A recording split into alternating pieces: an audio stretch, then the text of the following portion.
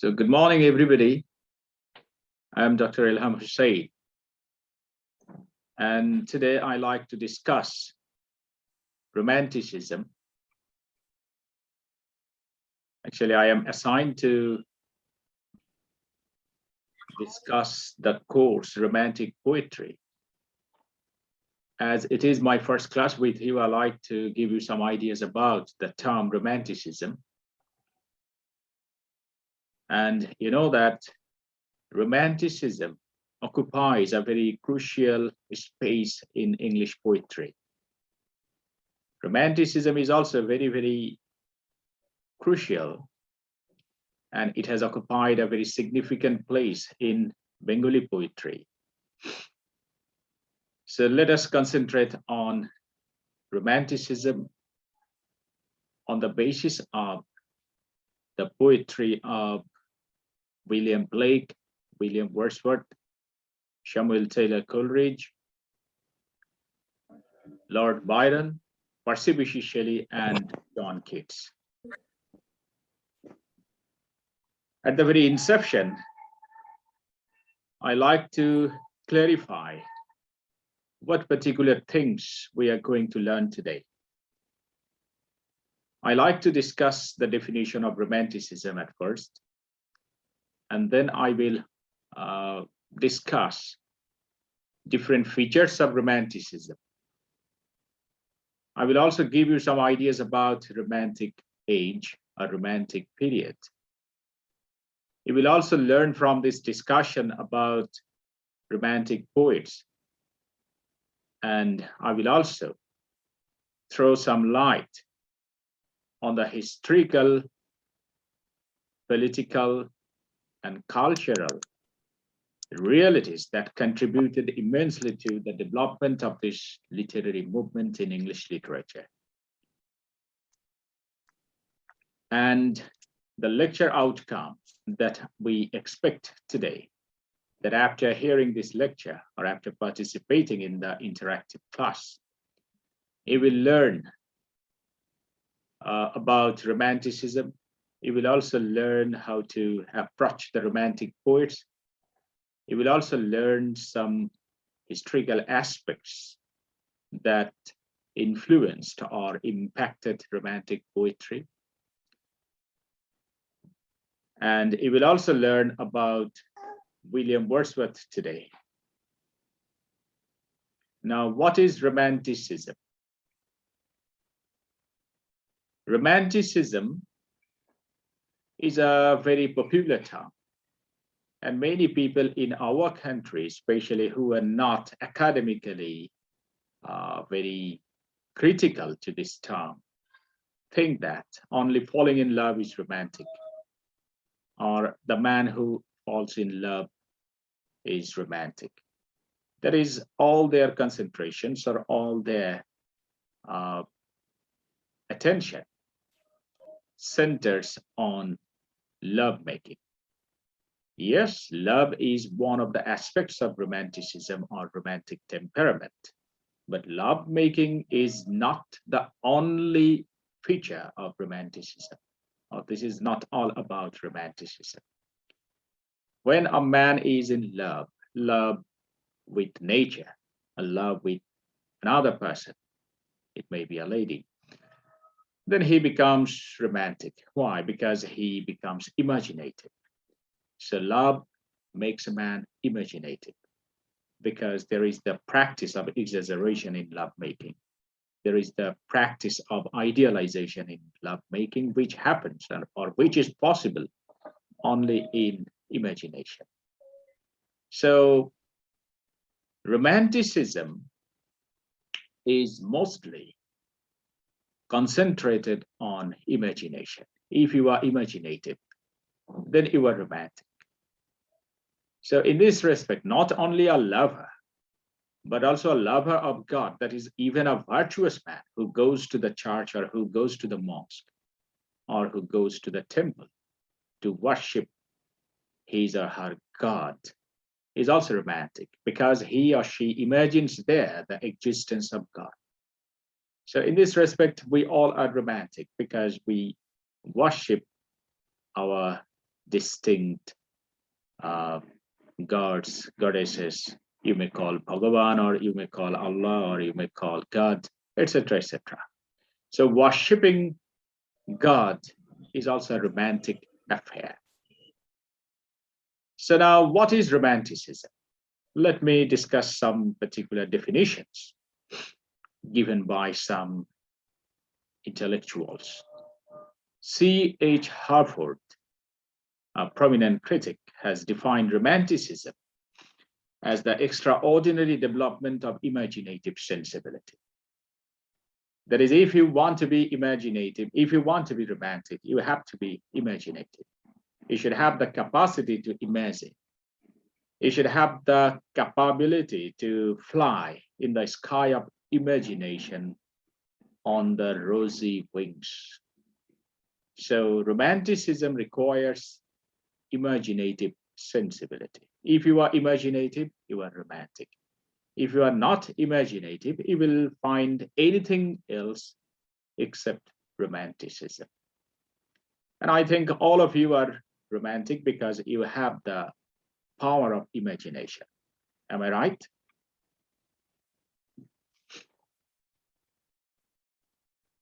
Okay, I think you were listening to me. If you have any question, just throw your question. I will try my best to answer to your questions. And I hope the class should be interactive. All right. Okay, sir. If you face anything difficult, or if you find anything difficult, or if you find anything inscrutable in my lecture, just let me know. I will try my best to be simple in my expression. So Romanticism requires imaginative sensibility. If you start reading S.T. Coleridge's The Rime of the Ancient Mariner, you will find a seascape which is not available in our real world. That is, in my real life, I have never seen or never visited the seascape that is presented by Samuel Taylor Coleridge in Rime of the Ancient Mariner. So this world, this seascape, is the production, is the construction of imagination of the poet.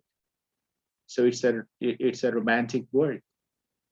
And if you read Tintern Abbey by William Wordsworth, you will find the existence of the eternal spirit in every object of nature.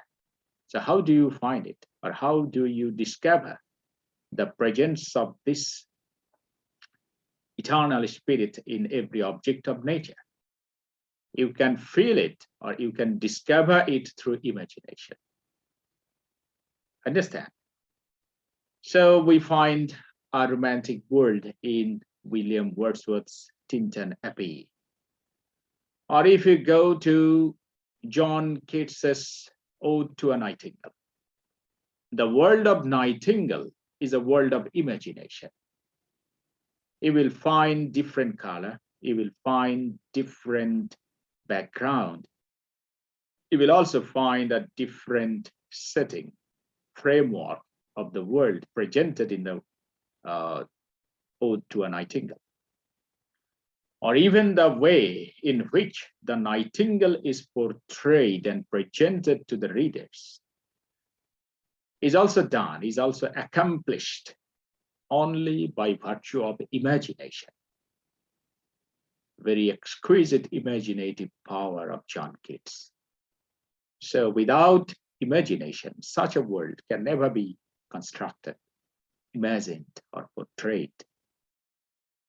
Anyway, or if you go to William Blake's Songs of Innocence, even the first poem, introduction of Songs of Innocence, you will find a world of imagination. That is, a shepherd boy is in the middle of a desolate field. And suddenly he discovers a boy on the cloud. It's an angelic boy. And that very boy requests the shepherd boy to play on his flute. So the shepherd boy plays on his flute. And again, the boy on the cloud requests him to sing the song. So accordingly, he sings the song.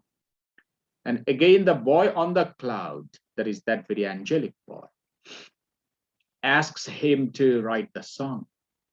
So the shepherd boy writes the song with the help of a reed. That is, he colored the transparent water with the color of his imagination. And he writes the song that was sung by him and that was also inspired by the boy on the cloud. So just think about the boy on the cloud. Is it possible in real life? No. You can see angels, you can see supernatural things or beings in imagination. You can imagine that it is there. So thus we find a world of imagination in William Blake's Songs of Innocence. And in Songs of Experience, we also find the world of imagination, though the world of Songs of Experience is full of more realities than the world that we find in Songs of Innocence. So thus we find that Romanticism always offers a world of imagination. So without imagination, you may have anything else except Romanticism.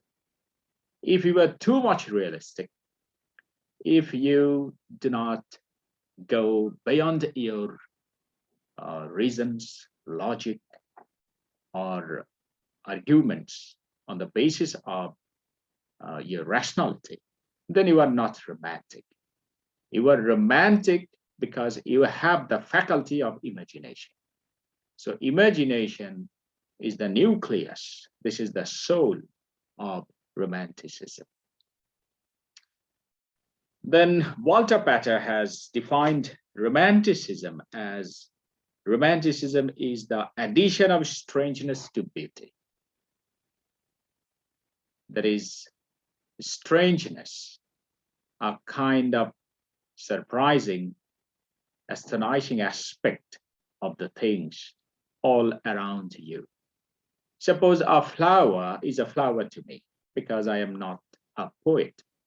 But to a poet, a flower is more than a flower. He discovers the spirit of eternity there. And that is undoubtedly surprising.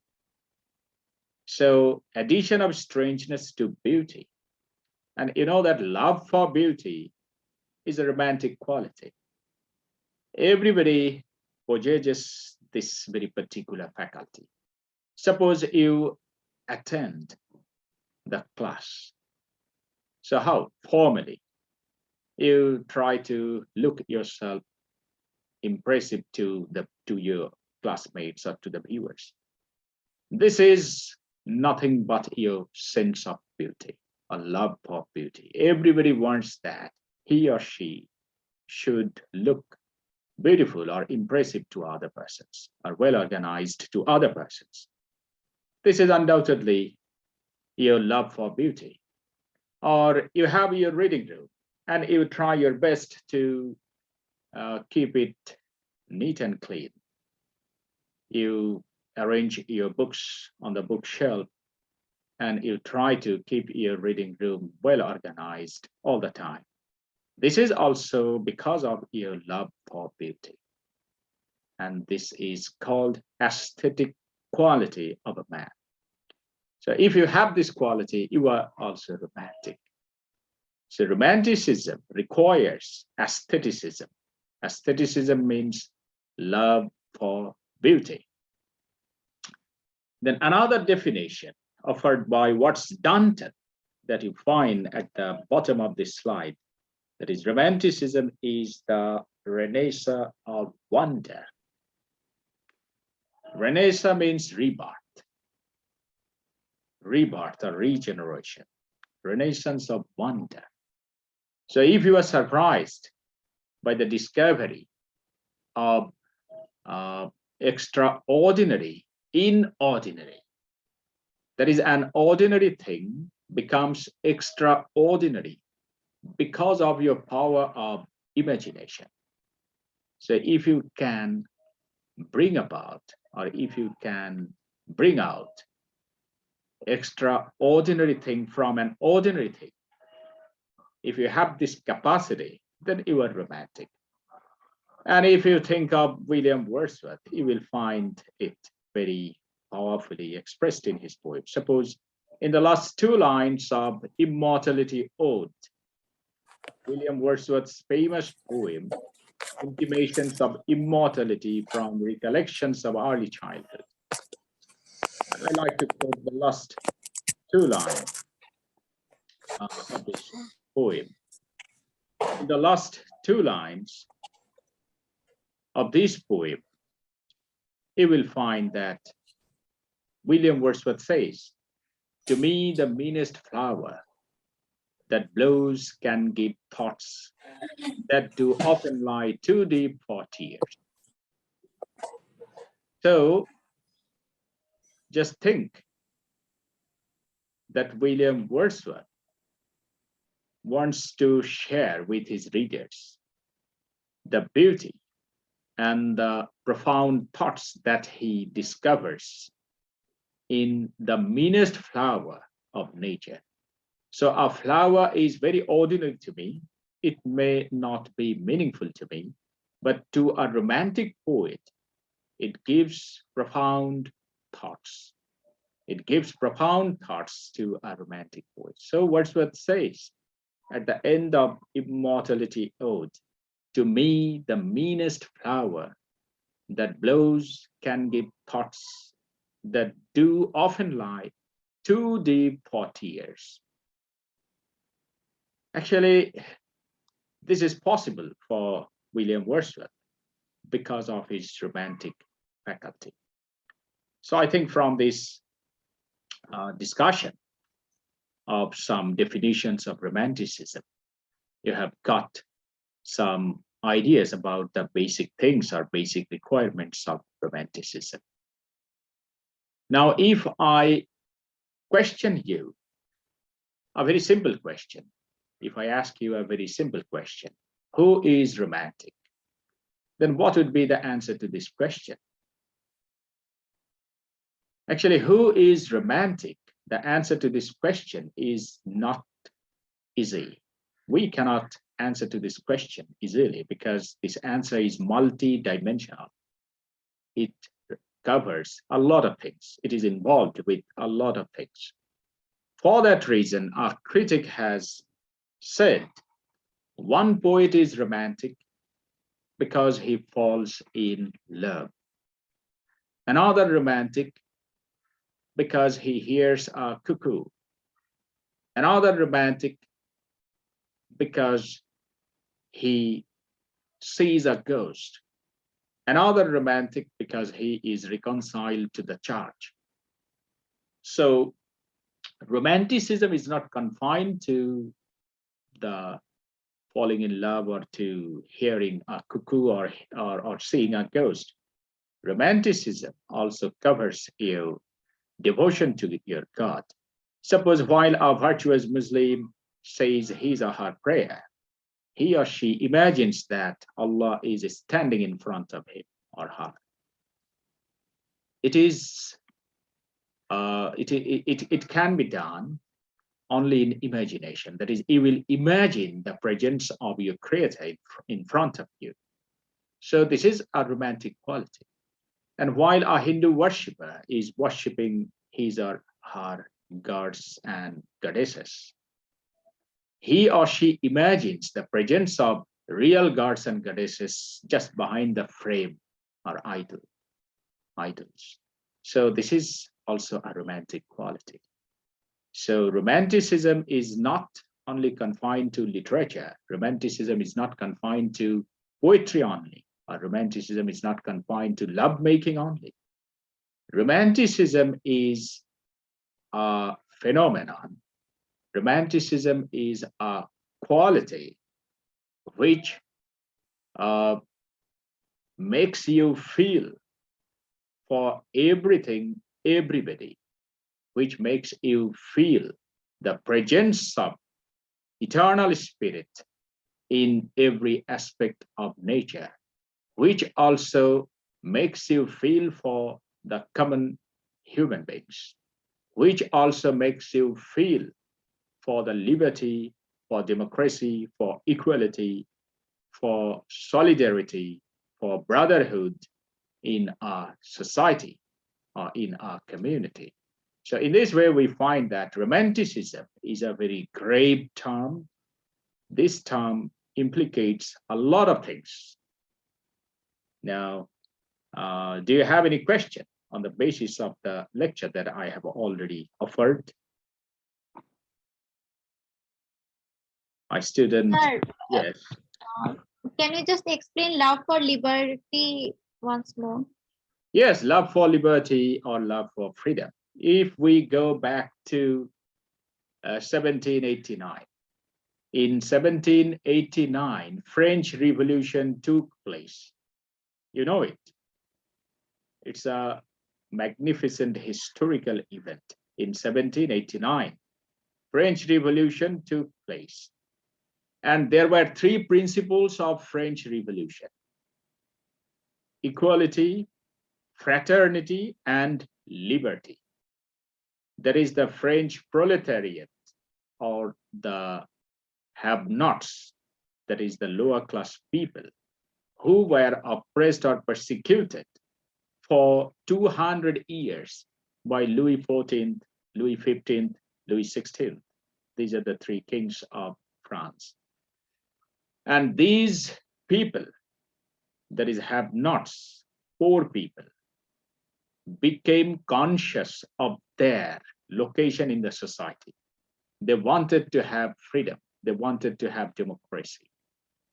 And you know that William Wordsworth supported this French Revolution. And many of the writers, suppose Percy Bysshe Shelley also supported the French Revolution. And William Blake supported French Revolution. And Blake's Songs of Innocence was published in the year of French Revolution, that is 1789.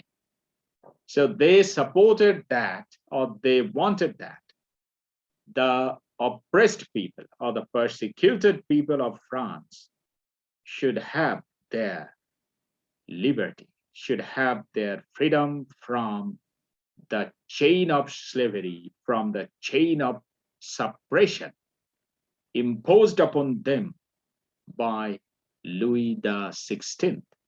Louis XVI was in power at that time. So in this way, we can say or assert that the Romantic poets supported liberty. They supported freedom, freedom from persecution, freedom from poverty, freedom from social, economic, political discrimination, freedom from moral discrimination. So this is not only political freedom, but also political, not only political, cultural freedom, then freedom from starvation, freedom from disease, freedom from social prejudice, or freedom from moral and economic discrimination. And you will find the message of equality in the poems of these Romantic poets. If you go to Shelley, Percy Bysshe Shelley, in Ode to the West Wind, Shelley has given the message of liberty. If winter comes, can spring be far behind? I think you can recollect these two lines, the last two lines of Ode to the West Wind. If winter comes, so winter refers to suppression, persecution. And spring season refers to freedom, the better days, better future, which will be free from all these persecution or all these suppression or poverty or discrimination.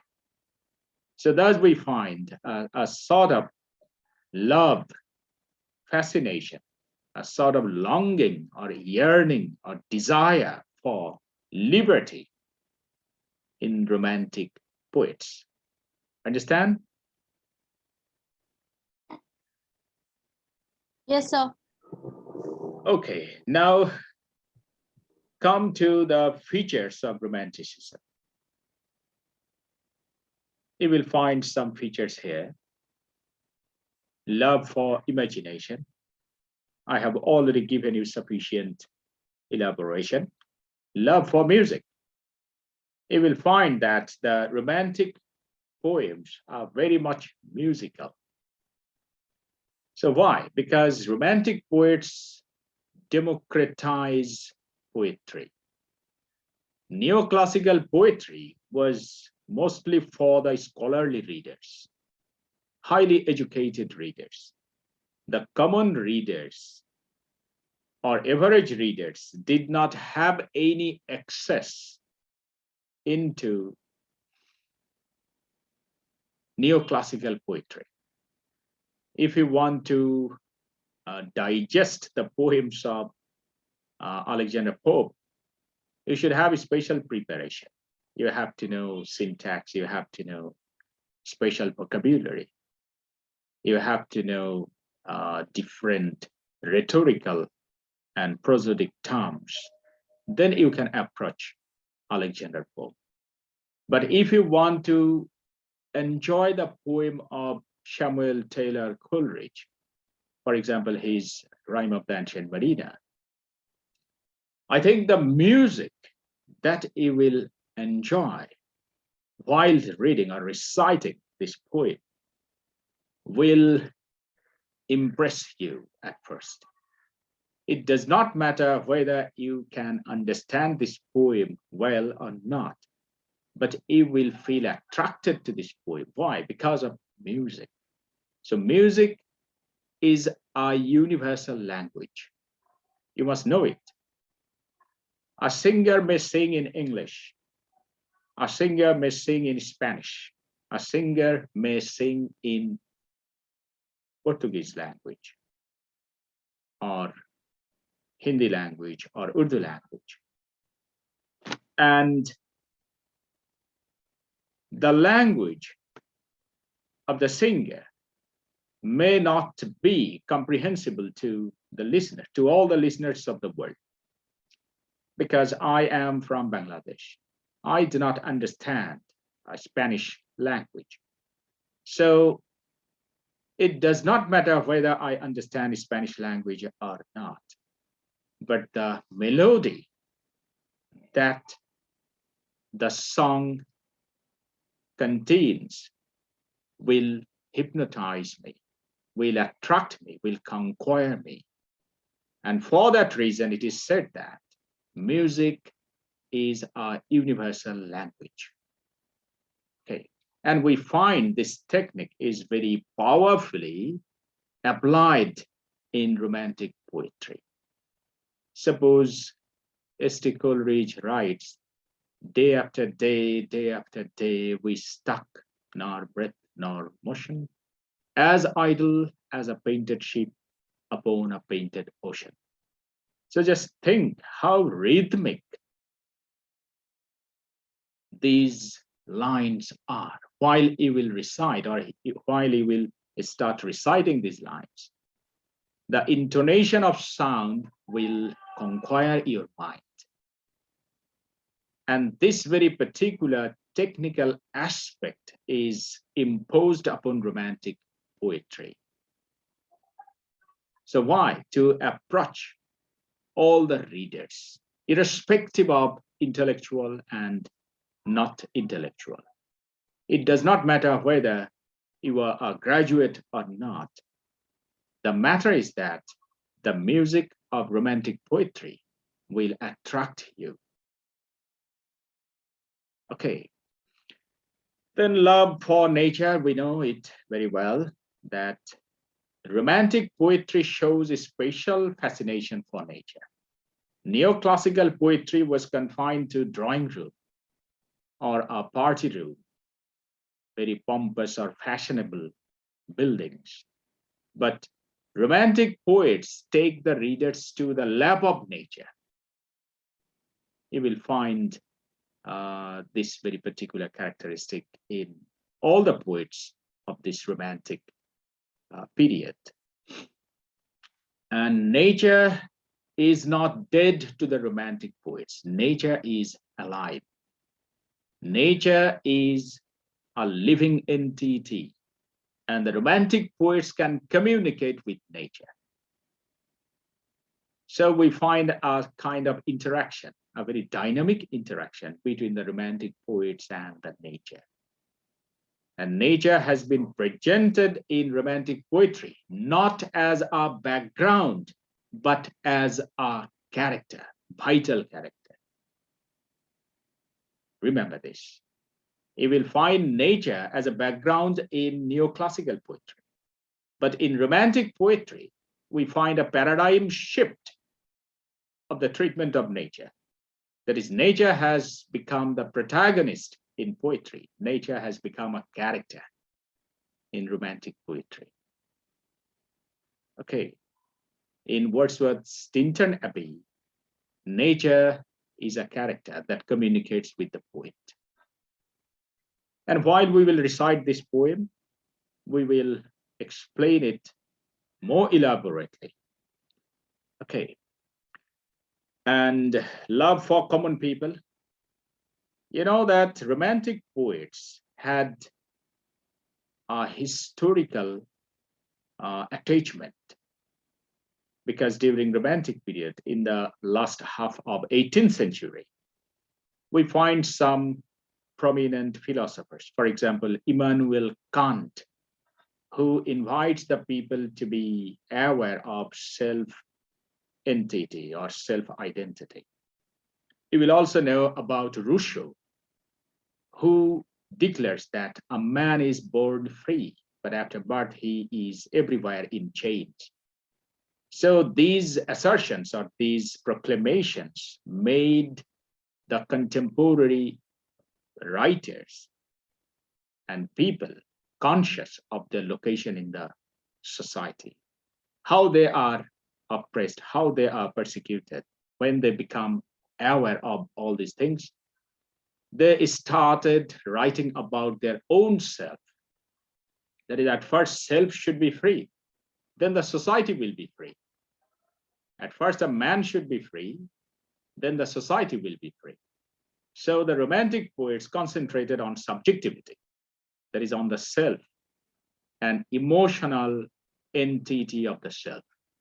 So the Romantic poets take the readers to isolation, to the tranquility of nature. Why? Because while you are in isolation, you can think of your own self very minutely. You can speculate or meditate on your own self in isolation. So you will find an atmosphere of isolation, solitude, seclusion in Romantic poetry. All right. And supernatural element, you find supernatural spirit or supernatural element in Romantic poetry. And these Gothic elements have come from medieval English literature. Gothic elements, that is, ghostly elements, the elements related to ghost, goblins, genie, spirit, etc., etc. All right. And lyricism, that is subjectivity, is another characteristic of Romanticism. So I think you have got some ideas about the features of Romanticism. Now I like to give you some ideas about the inception of Romantic age. And it started, according to many historians, with Blake's publication of Songs of Innocence in 1789. But some other people believe that Wordsworth's publication of Lyrical Ballads in 1798, this very book initiated or launched the Romantic movement. I will discuss this point very elaborately in my next class. Now I am towards the end of my class, and now I like to hear from you. Do you have any question on my lecture? Sir, what is medieval? Yes, what is? Medieval? Medievalism, yes. Middle age. It is said that from 750 to 1450, this very span of time, is known as medieval period. And during this very period, because of the influence of Norman literature, the Norman conquest that we find in 1066, William the Conqueror, the king of the leader of the Normans, came to England and he conquered England. And with the influence of the Normans, there was a dramatic change in literature. And these Normans imported with them the stories of fairies, then goblins, ghosts, etc., etc. And they also imported some particular genres, for example, ballad. Okay. So due to the influence of Norman literature, English literature developed a special or distinct kind or distinct genre. And these things are called together, all together, medieval elements of English literature. Suppose archaism, the words that were very popularly used at that time, but afterwards those words became obsolete. Those words are called archaic words. You will find so many archaic words in ST Coleridge. Okay. So I think you have got your answer. So thank you very Yes, sir. much. Thank you. Thank you very much today. We will meet in the next class with a new topic. And all the best. Thank you, sir.